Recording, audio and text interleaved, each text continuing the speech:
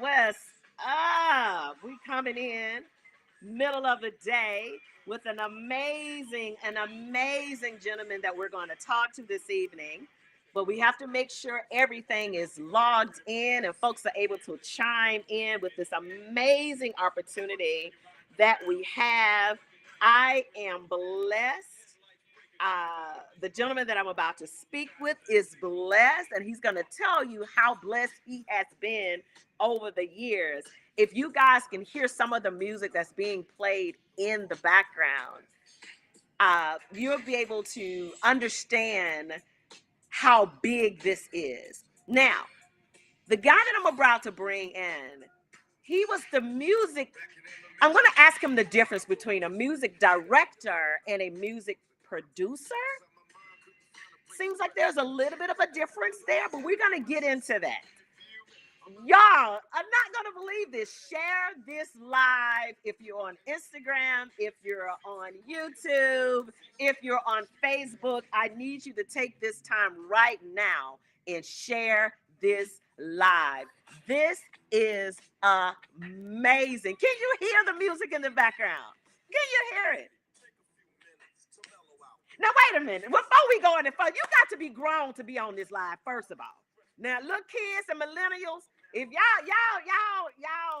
don't know, you know what I'm saying? You got to be grown, man. We gonna talk some stuff now. I mean, you got to be grown to really be able to get into this live today. I mean, because you got to know the music. You got to know the time. Man, y'all ready? Y'all ready? You can't hear the music. Hey, we don't want it too loud because they'll block us. Y'all know. You know how they'll do. Are you serious? Self-destruction? We're going to bring in Mr. Lionel C. Martin. Are y'all ready, baby? Let's bring him in. Let's bring him in. The man of the hour. Oh, my goodness. How are you? I'm fine and honored to be on your show. Oh my God, I'm honored that you were willing to even sit with us for a little bit. I appreciate your time. When I was getting prepared, this was kind of an impromptu situation, guys, so bear with me. But when I was getting ready for this, I'm going, okay, well, I know about how to be a player. Okay, so what else did he do? So I'm Googling your name and I'm going, okay, wait a minute. This is Lionel C. Martin? Like, are you sick? What? Oh my God. Your career spans, and I hate to say this, 30 years? More. Is it more than? Hip hop's been around for 50 years. We're celebrating 50 years of hip hop this year. So I'm gonna leave it right there. I don't want to age my man, but he was there working with LL Cool J, Biz Markie D, Big Daddy Kane. So you've been around since the beginning of hip hop, Gangstar and DJ Premier. So Yeah, Guru, DJ Premier, they're Gangstar. Let me say that correctly. Rest in peace to Guru. You are a legend, bro. I'm a DJ, so I know. Wow, that's all I can say. Wow, he's worked with Michael Bolton. He's worked with Usher with Can You Get With It? So wow. Toni Braxton. It's a lot. It's just a lot of artists. Tupac. Man, you're getting ahead of yourself. Hold on. Okay. Hold on. I want to make sure that we can hear, everybody can hear. I'm going to have my manager to maybe go to a different room, click on the live just to make sure we can hear. His management is on here going, we can't hear. So I want to make sure everything is popping because this is about to be a great conversation. Now, guys, Lionel told me from the beginning, listen, I'm used to being on the other side of the camera, so. Right. Listen. We're going to open this up with, who is Lionel C. Martin? Tell me who you are. That's a great question. I'm just a kid from Queens. Even though I'm grown, I still consider myself a kid because it's my mentality, liking to have fun, liking not to have any restrictions about me. But I grew up in Queens at a great time when hip hop was, it was starting, and I was like an observer, and then I wanted to become part of it. And and that's when the visuals came in. My real first taste with hip hop was my partner at the time, Ralph McDaniels, created a show in New York called Video Music Box, which everybody knows. If you don't know Video Music Box, then you just don't know what time it is. But and then we did the show together. You know, we were on camera and we introduced videos and we talked to the artists. We went to clubs and checked them out. And eventually, you know, I said, you know, I think I can do this. You know, I'd like to try my hand at directing the videos. And that's how I kind of got into it. When you're saying you're from Queens and New York and you were around the whole birthing of this thing we call hip hop now, and you chose the visual element instead of rapping, you know, did you ever try your hand in rapping? No. Wait a minute. I have to interject there because we don't want people to think that hip hop is only about rapping. That's correct. Hip hop is about a DJ. It's about a rapper, which was an MC. You had a graffiti artist and you had break dancers. So it was all of that kind of rolled into one in the beginning. So right. It was very much culture. It still is. It's a culture. You know, there's different aspects of it. And like to answer your question about rapping, no. I DJ'd and I would speak on the mic a little bit. But I never got into rapping. And to be honest, I just didn't think I had the talent to do that. You know, so I kind of geared what I thought I knew, you know. Was you ever a B-boy? I was a B-boy, absolutely. I still have a B-boy, and I'm still a B-boy. Yes. You know, you don't lose that. That's why I said it's a culture thing. Absolutely. The way I dressed, things that I observe, I like graffiti. Now, the funny thing is, when I was growing up, graffiti was in the subways. Now you can go to museums to see it. Yeah, you know what I mean? Absolutely. It's really being commercialized, which is a good thing and a bad thing. But I like the underground aspects of hip hop. So do you expound a little bit on that? I know. Okay, when you say the underground side of it, so you're having to school me a little bit. Okay, I was a PK kid, so school me just a little bit. I was all the way in. I follow you, Mike. Yeah, so you know, underground is like there were certain artists, like a Gangstar, like Mobb Deep, who weren't like mainstream. And it's really funny me even using that word mainstream because when it came out, it was just all hip hop and you just listened to it. But it started to break into different styles. You had social consciousness, you know, like Latifah and Tribe Called Quest. And you had people just having fun with it. And then you had some hardcore messages like a Public Enemy, you know. So I was surrounded by all that stuff and I got to pick and choose what I liked. But at the time, I really liked everything, like all the music. And I guess that's what led to DJing. I worked at a record store when I was really young. So I've just always been surrounded by this music thing. Wow. I know you have a question. Go ahead. My question is, do you remember the first song you heard that made you fall in love with hip hop? Because I know I love hip hop. So another great question. I would have to say Public Enemy, Bring the Noise. Public Enemy. They just had something about that and Chuck's voice.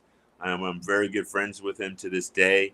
I've done tons of videos for Public Enemy, but that was like, you know, I've worked with a lot of artists, and to be honest, we're around the same time, same age. You know, I used to see them in clubs just hanging out before they even became famous, so to speak. Right. But I have this respect for Chuck D. Just a very smart brother, and I was always honored to do anything with him. Yeah, Chuck D is like one of the gods of him and KRS-One. Like they were really pushing consciousness rap in a different, like the beats that Public Enemy used were different than say Run DMC or anybody else. But Run DMC was the first artist that I heard. Hard Times was the first song that I heard that made me fall in love with hip hop. Right. It's a great record. I actually know Russell. I knew Russell Simmons when he used to promote for clubs. And as you know, Run is Russell's brother. Absolutely. You know, so it's always like a small world of people, you know. I wonder where did they find Rick Rubin at? I know they met him at yeah. Russell, I met Rubin. They were like, I think, kind of roommates. yeah, at They college were or something, roommates. right? Yeah, right. College. Yeah. Let me ask. Now we went and we looked at a lot of your videos. There were just no way that we could look at all of them. But the titles, I'm like, oh, he produced, not produced. Okay, explain to me what's the difference between the producer of the video and the director of the video? What is the difference? Great question. Well, in the beginning, I did both, because you have to kind of start, in my opinion, if all the filmmakers out there, you got to do it yourself. Don't depend on anybody for a hookup or a connection. Build a team, which is what I did. The director basically creates the visuals. He says this is how the story is going to go. He plans a real one. Some of them don't. Plan the camera shots. Mm-hmm. I get involved with the clothing, the styling. I'll talk to the choreographer. I put my input into everything because it's my creation. But I'm smart enough to get people, whether it's the DP, the camera, or a choreographer, who are good, who is going to bring something to the table, not just take my vision, but take it to another level. So that's what a director does, and kind of in control of everything, but smart enough to surround himself with really good people. The producer, that's the headache. You know, if you get a great video, you'd say, oh, the director is amazing. Get a bad video, you can still blame it on the director. Right. The producer actually puts the budget together, hires the crew, takes care of all the financial stuff, is really critical. Just make sure that production goes smoothly from beginning, which is a lot of prep, to the end when it's over, and then the editing and everything like that. For the people that are just joining this conversation, can you pull your phone back up and just give me a few of the titles that Lionel has produced the music videos for? I need people to really understand who we are speaking to right now. I have to. I mean, just give us a few of the titles, just a few. I mean, I'm gonna give y'all some things that you probably we talked. I played a few of the hip hop songs, so I'm gonna go to the Backstreet Boys. We've got it going on. Yes. Yeah. Shanice, I like. Oh. Faith Evans, you used to love me. Oh my gosh. Toni Braxton, how many ways? TLC, Creep. What? Usher, can you get with it? As a little Usher. Brian McKnight, Crazy Love. Boyz II Men. Like there's a couple of them from Boyz II Men. So I'll say, ooh, ah. You know what I'm saying? Motown, Philly. You know what I mean? Wow. Another Bad Creation, Aisha. Wow. Looking at some of these videos, and it takes me back. Nostalgia is bananas when I look at these videos, and I'm going, the clothes, the way that they're dancing, and the way they're doing their thing, man. These videos will live forever. I pulled up one of them. I want to say it was, I know, I think it was Heavy D, over 8 million views on YouTube. Biz Market D. 8 million views on YouTube. You are still very, very relevant. How do you manage to stay so humble? Because I just met you and I can see that you're extremely humble. Can I tie another question into that? Yes. Because it fits into that. Okay. Very relevant, but you are a pioneer. You started at a time where it couldn't have been too many black directors. So there wasn't. Just kind of go from there to being relevant now. I just want to tie that together. So some of the earlier videos, and this is true stories. It's like when I would get on the set, like a crew member might come over to me and say, "Hey, could you get me a cup of coffee?" They thought I was a production assistant, and then I would say, "Yeah, I'll find a production assistant to get you a cup of coffee." Like, oh God, you're the director and stuff. No, there wasn't. There was the Hudlins, the Hudlin brothers, who they did the house party absolutely video. There was a guy named Rolando. I want to say Rolando Hudson. I don't know if I'm getting his name right. And there was Spike Lee, but Spike didn't do the videos. He went straight to movies, so he was like a god, looking up at this guy he's directing. The funny thing about Spike was a lot of my crew, when we would do videos, because I worked a lot, we did at least 2 to 3 videos a week, and there was a lot of Spike Lee jackets on the set. And I have my pride, and after a while, I said we're going to get some classic concept jackets too. And it was good. It was just showing you how small that little thing was. And then I made it a point. I tried to stay black with my crew, and I would have like maybe somebody that was a production assistant with my crew. I would say, you stay with him, like pointing to a cameraman or a gaff or a grip. You learn what he's doing, because eventually you're going to be replacing him. And that was my whole thing. You had to be good. I wanted you to be good. So some of those projects might not have worked out, and then we kind of found other roles. But it was a good thing. It was a good time, good place at it, And I think that a lot of the videos and connections, because you mentioned some people, but it's important to let you know, like, one of the first videos I did was Roxanne's Revenge for Roxanne Shante. Against UTFO, baby. Against UTFO. Right. So she's part of the Cold Chillin' crew. So when I did that video, that was like my first, it's bad, don't even watch it. I'm not really proud of it. I didn't have much input into it. So I learned to be a control freak after that. But then I met Tyrone Williams, who was in charge of the Cold Chillin' crew. And then I got to work with Biz Markie, Big Daddy Kane, and the rest is kind of history, but that's all with connections. I did the TLC stuff, and then I got to meet LA, Pebbles, and then I got to meet Toni Braxton, and we can't even forget Michael Bivins, who's got a documentary that just dropped. Yeah. But Biv, for doing the Bell Biv DeVoe stuff, that led to Boyz II Men, Another Bad Creation and stuff. So it's about keeping a relationship, but keeping a good relationship. And every gig I did, I acted like this was the last chance I'd ever get to do a video. So I put everything into it, and that was really important. And that developed the relationships, I saw in your bio that you made mention of Hype Williams. Now, Hype was after you, correct? Yes, Hype came after me. He was a production. He started as a production assistant with us, but very talented. He actually, we did a video for Chuck Chill Out, and he did all the artwork, the album cover and stuff. And he's always had a nice vision to him. And then eventually he started to direct videos with Classic Concept. And eventually he just broke out and did his own stuff. So it's still somebody I'm very proud of. And from Hype Williams came Director X.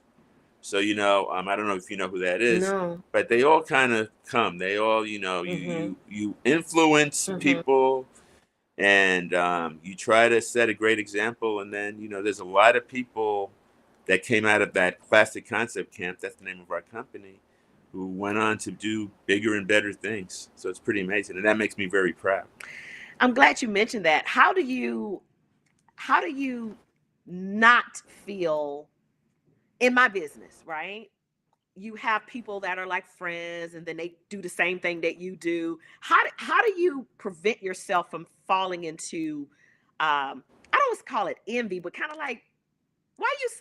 Don't be biting my shit. Right. Don't bite my style. I mean, how did you separate yourself mentally to be able to say, yes, go ahead and fly and do your thing. I support you. How did you do that mentally?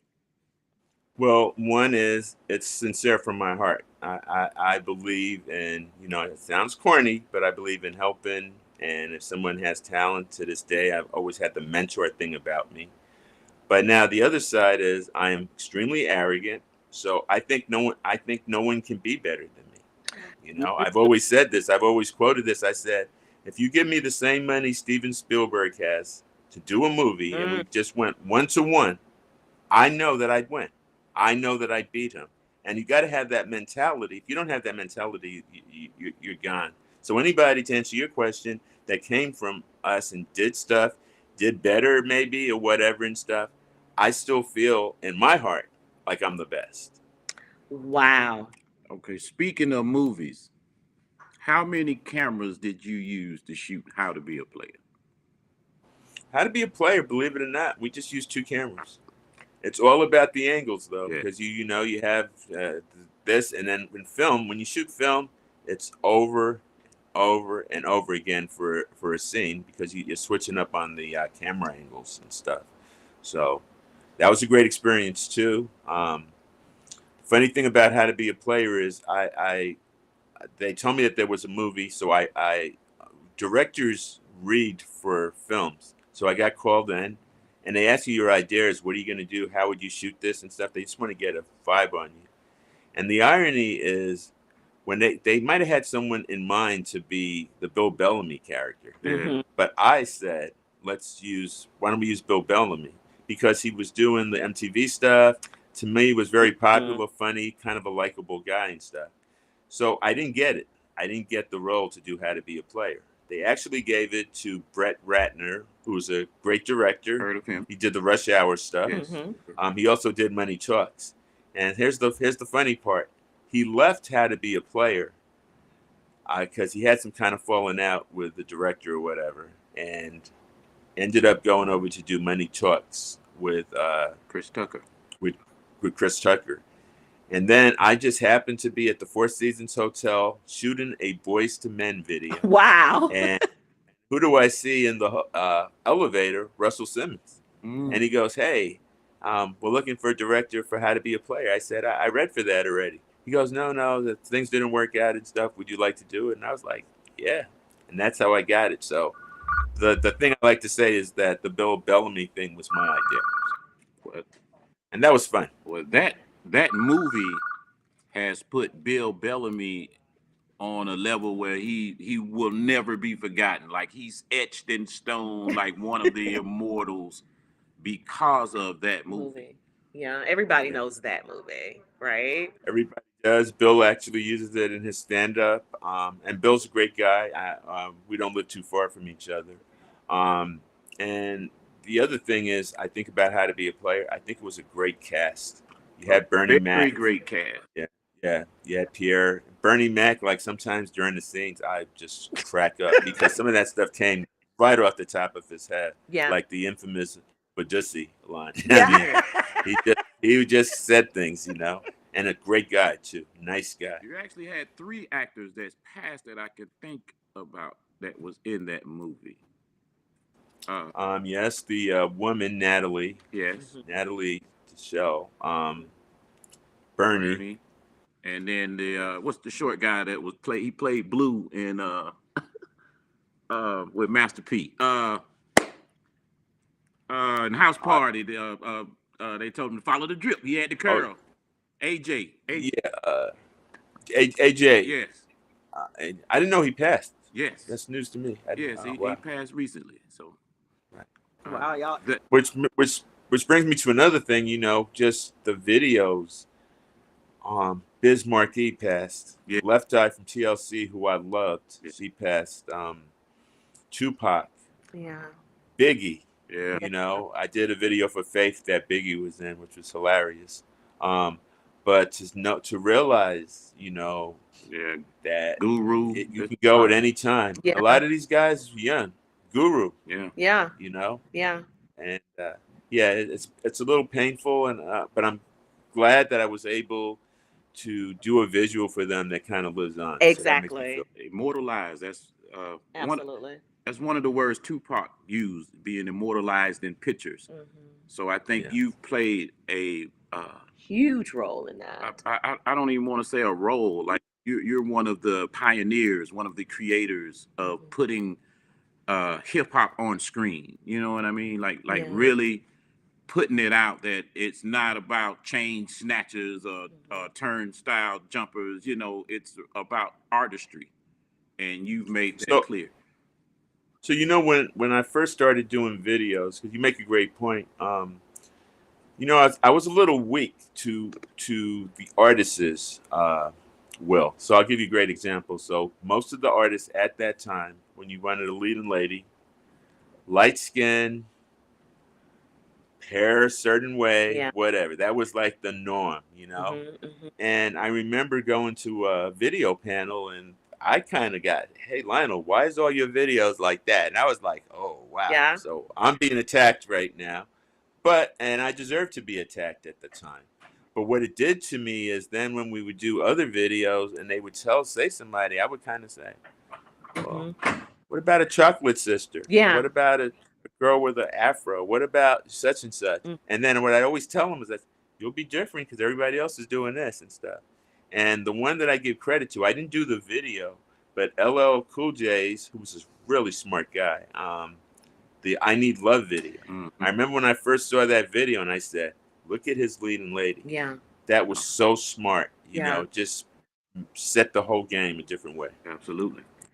When you look at the videos now, okay, and they're totally different, right? Just in context, what you did.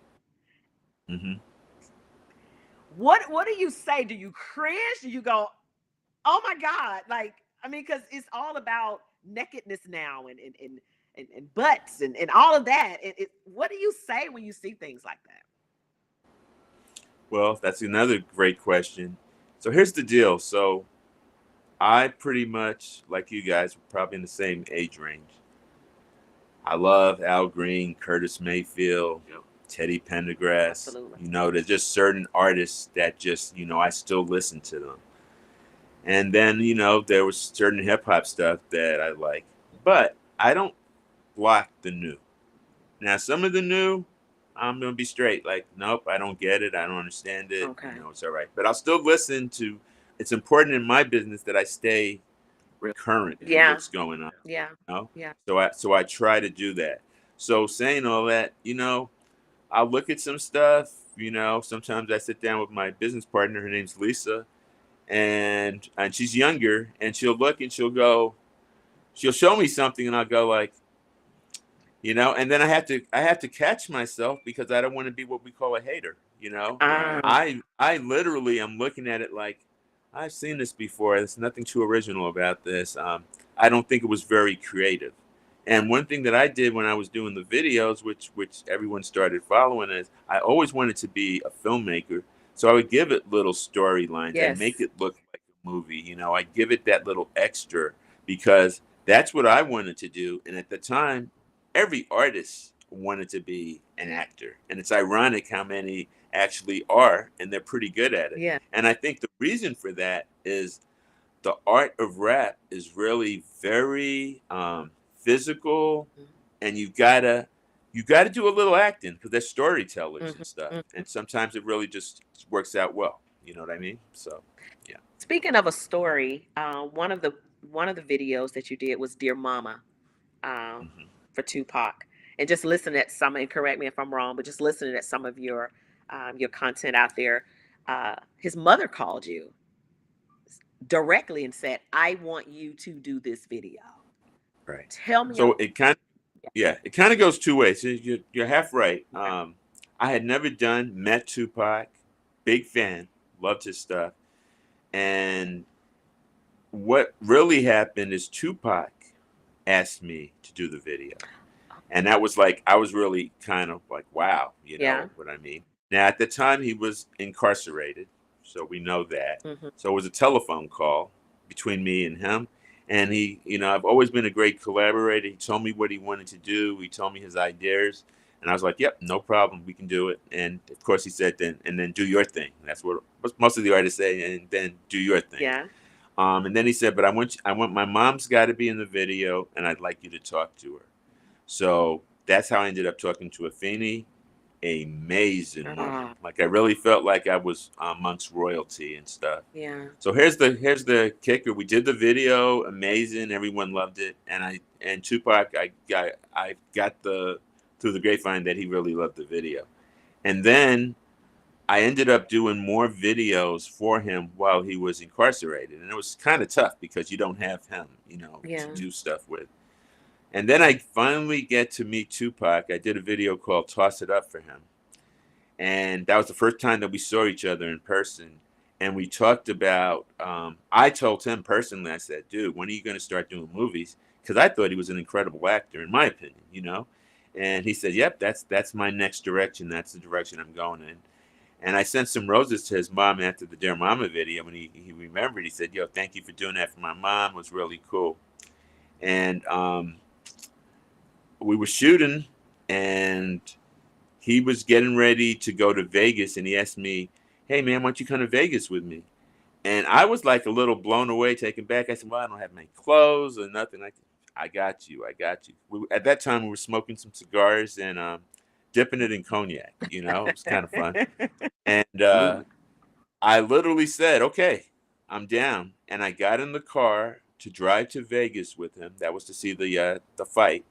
And my producer comes running out. He asked, "What does a producer do?" She's knocking at the limousine, and she goes, "Hey, Lionel, what are you doing?" I said, "I'm gonna go to Vegas."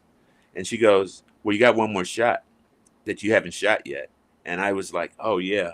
And I started to get like superstitious. Like, you know, I want the video to be perfect.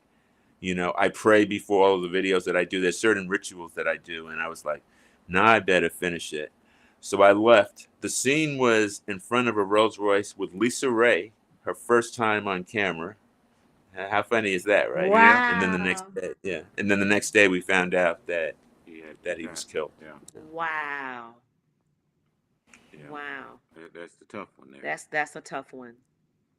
Yeah. But I want to go back to that Dear Mama video because Pac is like one of my favorite artists. Anytime I talk about him being shot, it kind of Yeah. tears me Yeah. up a little bit. So I don't think people understand that. As I can recall, Dear Mama was the only video shot off of that album.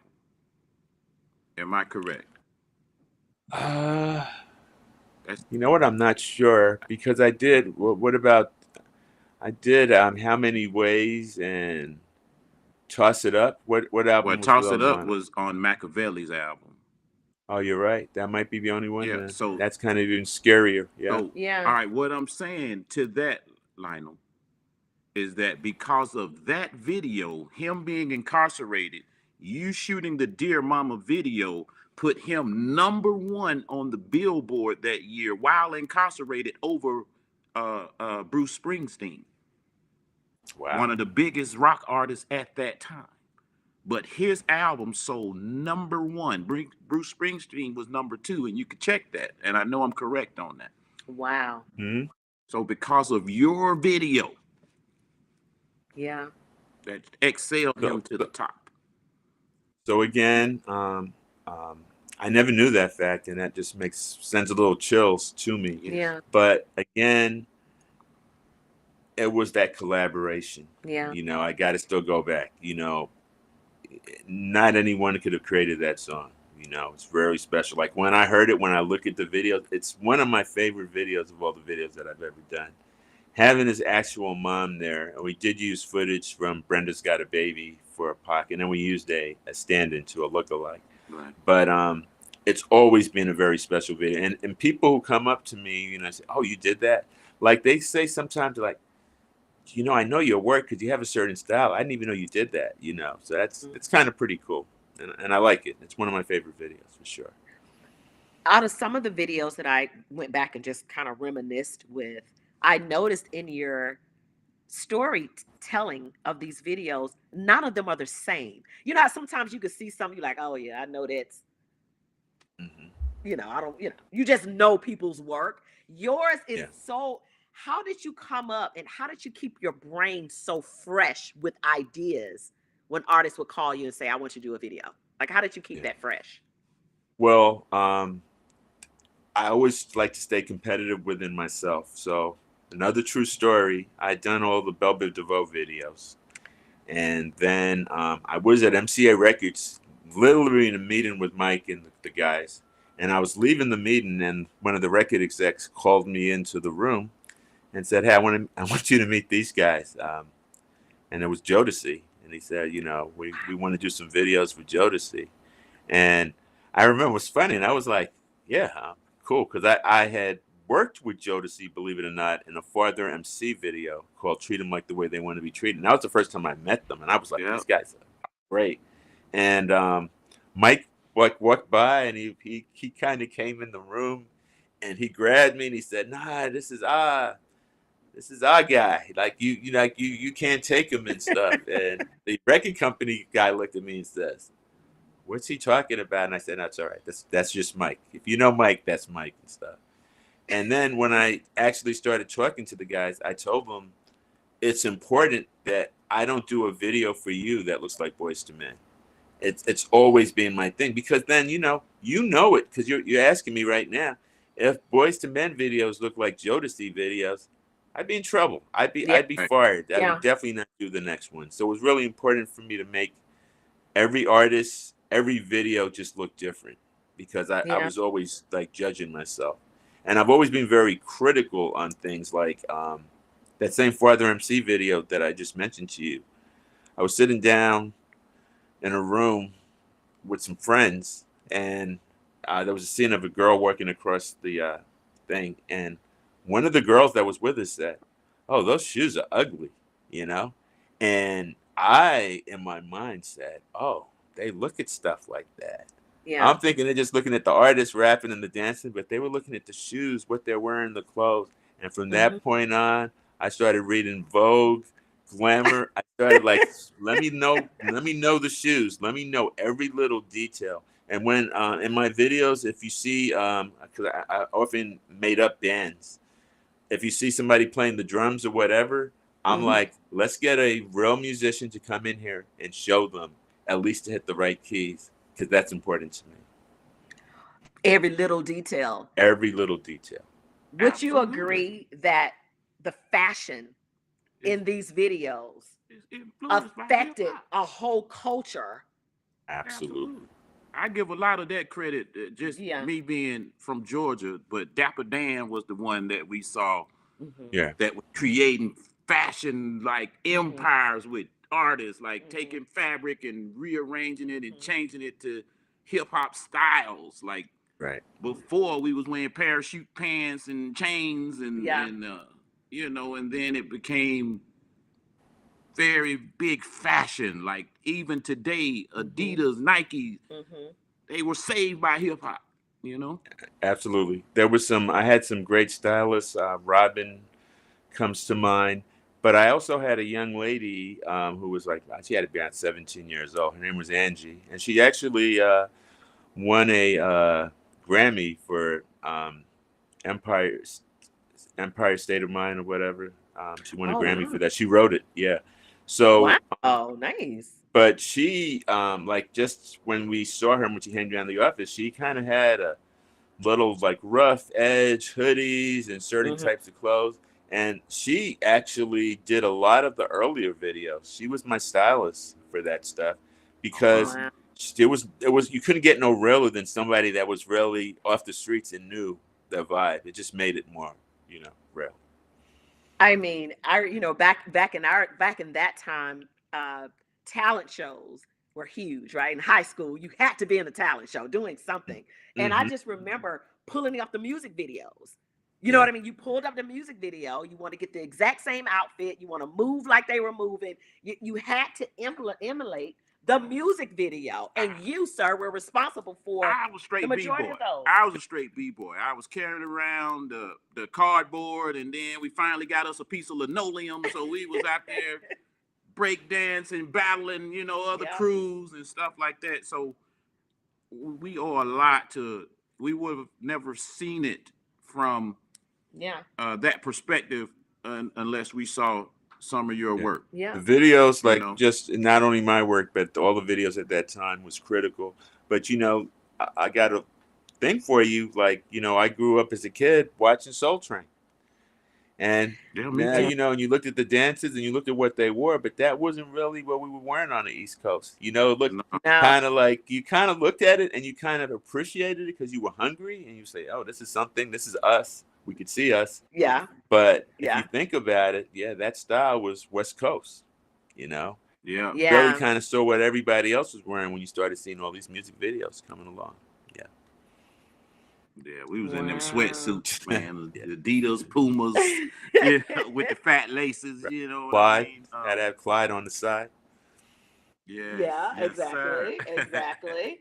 Well, I know that you have a lot of things coming up. One thing that you have coming up is next week is the Urban Orlando Film Festival. Um, they're going to be playing How to Be a Player on that opening night. Wow. Yeah. How do you feel about that after all these I years? I feel very blessed.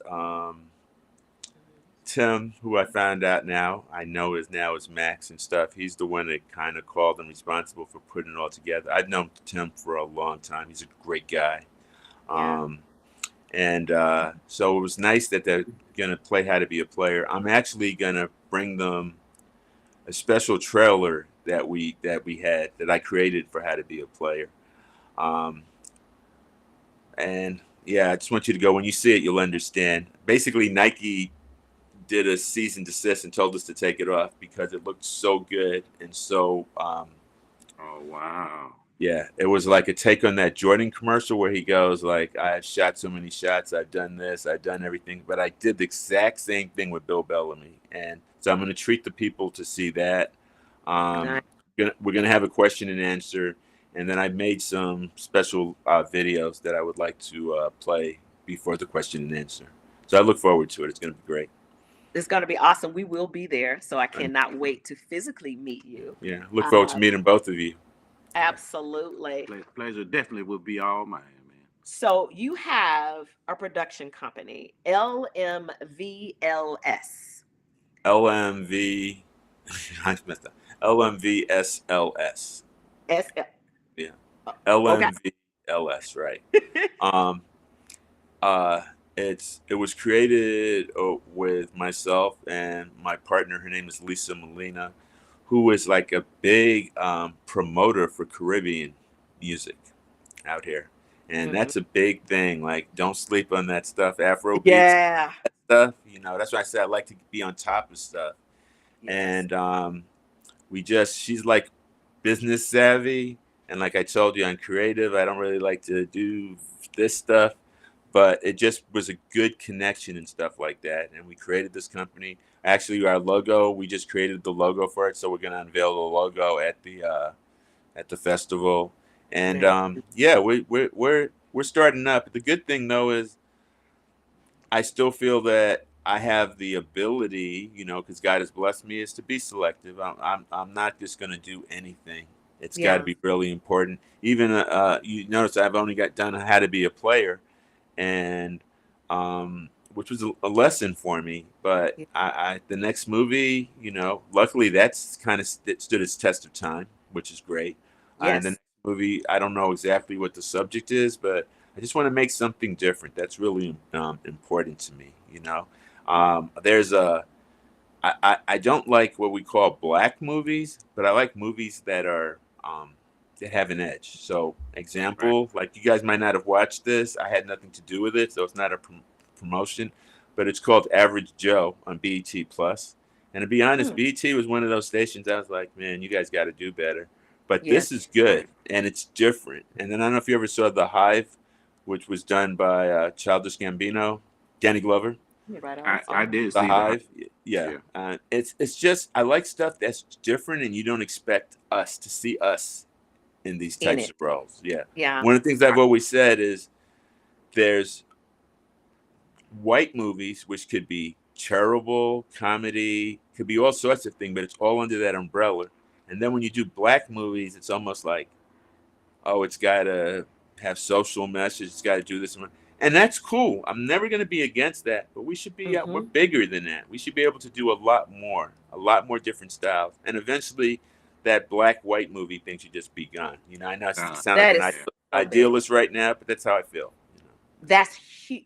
What you just said is huge, literally huge. It was this whole time we kind of went through a phase in movies. It seemed that all of them had this very uh, for lack of a better word, a very slave feel to it. Like everything was yes, no.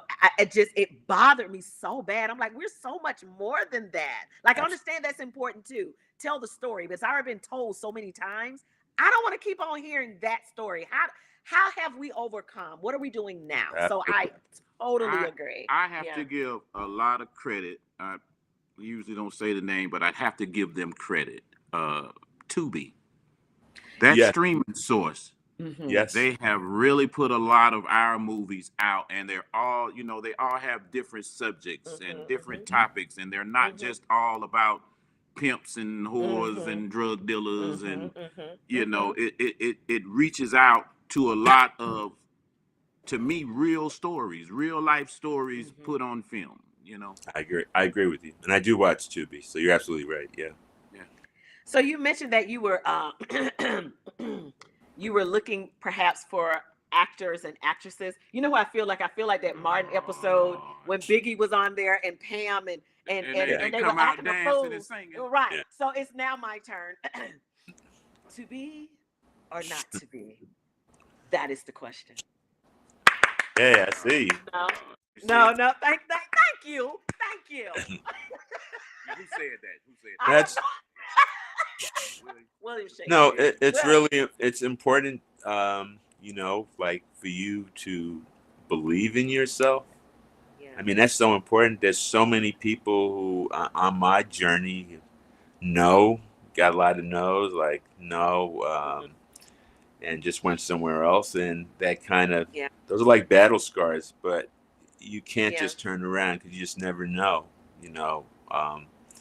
when you're going to get your opportunity. And it's not age, it's not it's just the right time and how much you believe in yourself. That's really true. I believe that.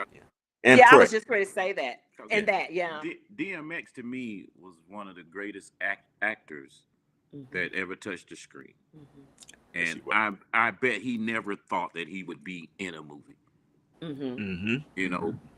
Him and Nas and Belly was like amazing to me. And I know you didn't have, I don't know if you had anything to do with it. I know it was a Hype Williams movie. Belly was Hype Williams. I know that was a Hype Williams movie, but to see artists like Tupac, Busta Rhymes, you got all these artists, the whole Ed Lover and what was that? Who's the Man? That put all the rap artists in one movie. That was funny, but it had a purpose. It had a deliverance to the people. We wasn't seeing us on movies like that, man. Yeah. And never forget Will Smith. I mean, absolutely. How big he's become and what he's done. I would never make the statement that all rappers can act, but a lot of them can act, and they're good. They're good. Look at Ice Cube too. Ice Cube, yes sir. Yes, sir. Oh yeah. Oh gosh. Yes, sir. I mean, listen. If I'm ever down, I'm putting them the Friday series. Just put them on and just look at all of them. You know what I mean? So absolutely. It's the thing that those artists like Tupac, they started off like Tupac started off with Juice and ended up doing movies with John Belushi. So it's once you graduate to being with quote unquote A-list actors, and you're taking somebody that came from the projects, mom was on dope and overcome that and no dad in the house and all of these things, and you put them on a A-list level, that's amazing, man. And you are one of the pioneers that opened the doors for people to see into that, Yeah. And like but you said, you mentioned Tupac, but I think that in some of his movies, he outshined the A-list actors. All of them. And I also think that people forget, he went to performing arts, He did. That just shows how good an actor he was. Pick it together. He was very talented in music and hip-hop, but he also had so much more. And that's why that last conversation I had with him. And I was surprised for him when, he said, that's where I'm going. That's the direction that I want to go right now. And I was excited as a director because I said, maybe I'll get an opportunity to do something. Yeah. Dude, I bought all of his movies. I mean, I'm just excited that we've had this opportunity to speak with you. I cannot wait to physically meet you next week in Orlando. Hear more things that you have to say. Just be in that environment with And you. if you see a place where I can sit at the table and sip coffee while y'all shooting, and be on the screen, I'll take that, man. We'll toast Extra, the bags. man. It's fine. Where you guys from? Atlanta. Atlanta, okay. Atlanta, yeah. Yeah. Got some good people in Atlanta. Yeah. There was a studio that I did some work. I want to say it was called Coco Studios. I don't know if you guys know it, but run by a black woman, and I was so impressed. She has a prop house, she has a studio, she has everything going on. Nice. And it was a pleasure. I was so happy. Like I told you, you get all my business when I come back. So. How do you feel about Atlanta being called the next or the new Black Hollywood, the Black Mecca? When you hear things like that, how does that make you feel? Proud or? I've had some interesting. I've had more good than bad, but I've also I went there for an NBA All-Star years ago. Worst experience in my life. Why? The traffic. Really? Oh, well, yeah. You guys have the worst. I'm in LA. I was like, this traffic stuff's crazy. But no, I think it's good. I think it's good for it. And with what Tyler Perry's doing too, as far as the studio. Yeah. Yeah, absolutely. Now, before we let you go, because we've been speaking with you for a while, and we're enjoying this conversation. Hopefully, you enjoying it as well. I can talk with you for a couple more hours. You work with a lot of artists that I listen to. So, who out of your list of artists that you have worked with is long? Who else would you like to work with that you've never had an opportunity to so far? Candyman.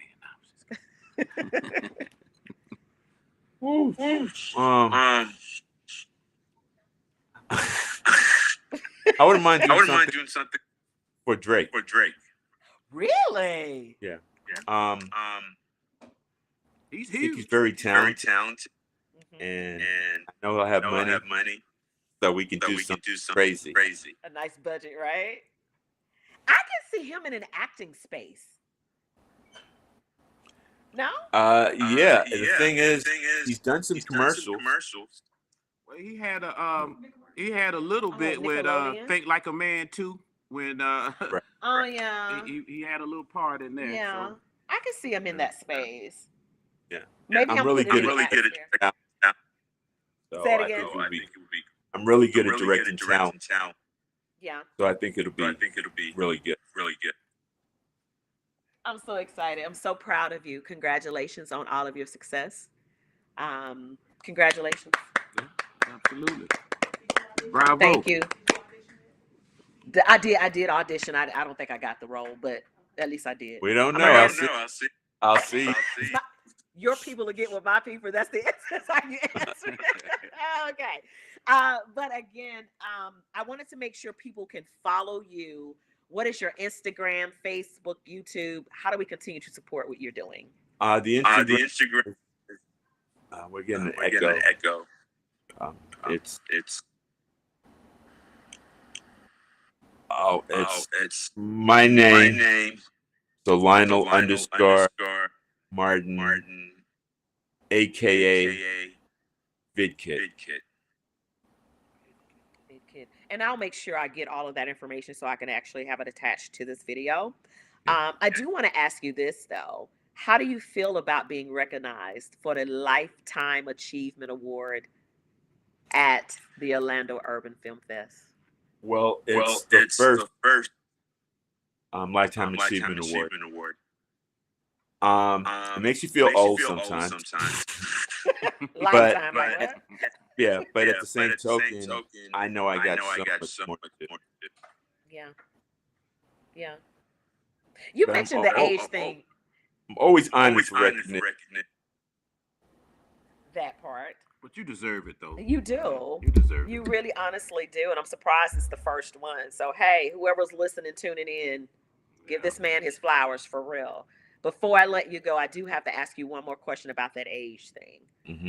Because I struggle with that, right? I think sometimes we all struggle. I don't. You don't struggle with I it? love Like it. making sure, like, am I too old? Like, do I need to just be chilling now? Or what? How do you make sure you keep your mindset to say, no, I still got a lot of stuff in me left? Who are your inspirations with that? Like, who helps you with that? My main inspiration is Prince. If you ever listen to Prince answer questions about age, it doesn't exist.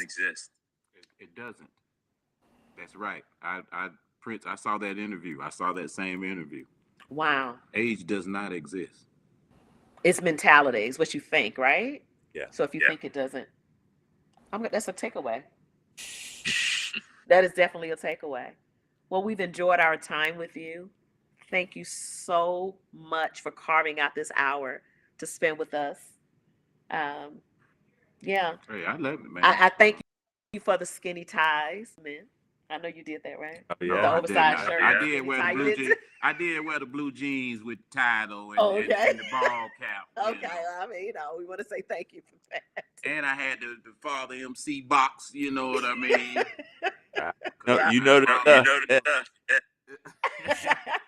Actually, I got a box cut right now dedicated to hip hop for the 50 he's got years. his box back. We appreciate you. We will see you next week. T Sippers is giving up for Lionel C. Martin. All right. Y'all take Many care. more years of success. Y'all take care. You take care. You too, bro. Talk to you soon. See you next weekend. Bye. Peace. Wow, that was amazing. Right? That was amazing. We're still on the live. T Sippers, thank you so much for being here, spending this time with us this afternoon. We appreciate you guys. Again, Orlando Urban Film Festival is going down next weekend. Absolutely. In Orlando, Florida. Candyman will be there. We will be there. We are red carpet host. So we're looking forward to meeting many, many more talented artists on next weekend. So as I always say, guys, thank you, thank you, thank you, thank you. You know I love you. Sip, sip. Bye. Peace.